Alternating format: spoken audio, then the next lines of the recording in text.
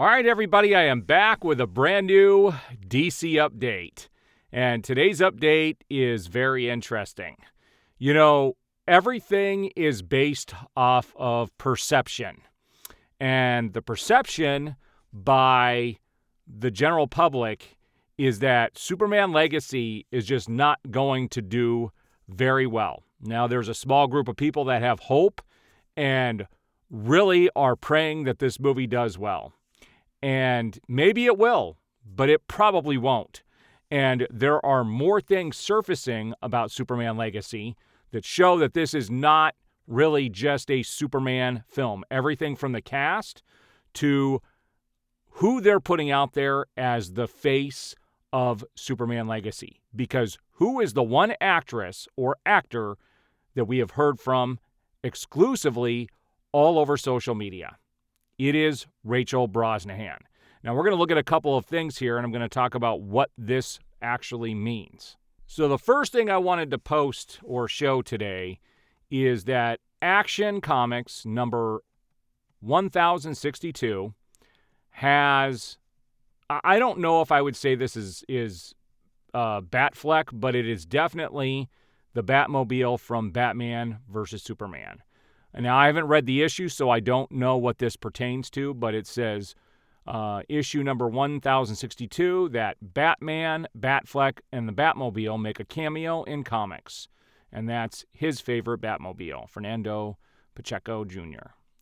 So I did click on this, and, honestly, the photos didn't look like Batfleck, but that is definitely the Batmobile from Batman versus Superman. And I still think they should do a comic series based on those versions of the characters in comics. I think they would be wildly successful. It is the timeline that I would be interested in following more than the main timeline on a lot of the stuff they're doing today because the stories just really aren't that good. Now, this photo came across, and I thought this was funny. I think this really does sum up the two sides of the fandom right now. And I'm not posting this to divide people. I just think it's funny that we have a true Superman on the left and the wannabe Superman on the right. But I couldn't resist posting this. It was just kind of funny. So here's the crux of today's video. So Isabella Merced is going to be playing, Hot Girl in Superman Legacy. Okay? And this just boggles my mind. She came out and said this. Blame the fans. Isabella Merced said Madam Web failed for one simple reason. For the same reason the Marvels or Birds of Prey have failed. Because the male audience still hides a deep contempt for everything that is starring strong, independent women. Now, I have a huge problem with this. I live in a house full of all females. I have 4 daughters. I have a wife. They're all strong, independent women. Okay? No issues with that whatsoever. It's how you present them. It's knowing your audience. I talked about this in my previous video about who are they creating these projects for. When you have an all-female cast, you're hoping to bring in all of the females. And the fact is, 67 to some 77% of the audience are males. If you're not catering to the male audience, it doesn't matter what you want or what you desire, you're not going to make the money, period. It goes on to say that the actress of Peruvian origin praises James Gunn and says she accepted to be Hot Girl in Superman Legacy when she read the script, where Lois is really the protagonist. Superman is the symbol, but she is the ideal brought to action while being a normal woman and real.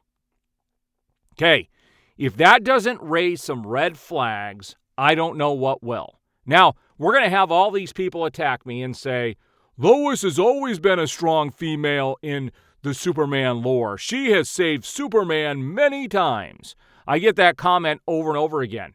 I know this. I have been reading comics for over 40 years. I understand she's a big part of it. But when she makes the statement, and this isn't the only time this has happened, we had the one actress who was looking at the part but passed or didn't want to audition. I can't remember what the whole situation was. But she said Lois Lane is the one that saved Superman. She says Lois Lane is really the protagonist of the film. And we're going to talk about this when I'm done with, showing you the pictures, because this is who they're putting out in front, guys.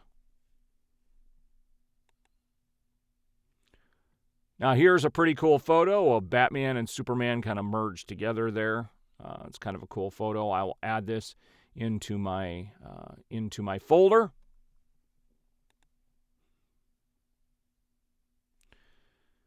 Now, one of my followers sent this to me today, and I haven't looked to read the article yet, but it is from Fandom Wire, and it says, Superman's Kingdom Come arc in James Gunn's DCU has Zack Snyder's Justice League looking like child's play. This is a theory that this person has.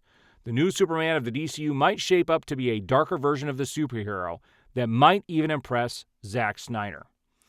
Now, that's kind of an interesting take. They're pushing the whole Kingdom Come thing too soon. We can't jump into this brand new DCEU or DCU and already be looking at Kingdom Come. It doesn't make any sense at all. And the only time Superman has ever worn this suit, there have been 3 times. In the Kingdom Come storyline here, in the Superman and Authority, it was a comic series that came out several years ago. And then you have also the CW show where they had the Crisis on Infinite Earths crossover. Those are the only times we've seen Superman with that specific emblem. I certainly hope in the movie it is not black and red. I hope it is red with gold. That is going to be more passable than this.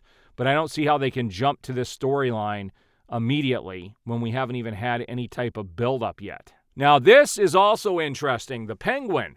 Okay, we have this show coming out on HBO Max, and this comes from David Zaslav himself. He says, looking ahead, we've got one of the best lineups in the history of HBO. This next quarter, we'll have Hacks and House of the Dragon, followed by DC's The Penguin and the new Dune series. Warner Brothers Discovery CEO David Zaslav. Okay, that's all fine and dandy, but I want to point something out here. We are hearing virtually nothing at all about The Penguin. We are virtually hearing nothing all about the Batman Part 2. And for anybody who thinks that this property is safe, think again. We already know that James Gunn wants it all about him. He doesn't want to have anything conflicting with his universe. And if you don't think that the Batman 3 and the spinoffs are not in trouble, you've got something coming. Yes, the Penguin will get released because it was already filming and they're done with it. And it's kind of a shame that it hasn't been released yet. We do know that the Batman 2 is coming, but they're definitely keeping that information in the background because they want everything focused on James Gunn. And I do believe once the Penguin gets released on HBO Max and the Batman 2, I'm making a prediction that it's over for this universe that they've created here. I would take this over anything that James Gunn is doing. And I've got my issues with the Batman universe, but I would take it over anything James Gunn is doing. And I do believe it will end with Part 2 and that they will not be able or be allowed to move forward with this. And it's why they're keeping it in the background right now. They're going to let these projects happen, not put any, real promotion into it, and just let them die in the background. We already know that there was going to be a Gotham City Police Department show that moved into an Arkham Asylum show that is now moved into the DCU, James Gunn's DCU, and it was originally going to be part of the Batman universe. So they're already taking parts of it and making it the DCU. It's all about what James Gunn wants to do. This is James Gunn commenting on future projects and how they're going to be announced. Someone said, as David Zaslav said, you and Peter will announce more projects within a few months. So will you announce it at, basically at the San Diego Comic-Con or via live video? And James Gunn responded saying, those are our only 2 options. And he's right. In fact, who knows if even the San Diego Comic-Con will happen this year.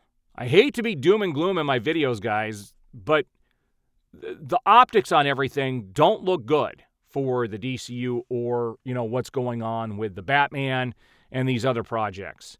And, right now, the only person they are putting front and center in regards to Superman Legacy is Rachel Brosnahan. She's out there in front of everything. Everything. She's making comments. She's saying stuff. I've shown that in previous videos. We haven't heard anything from David Corenswet. Nothing at all. He's posted a couple of photos being in the gym, but that's it.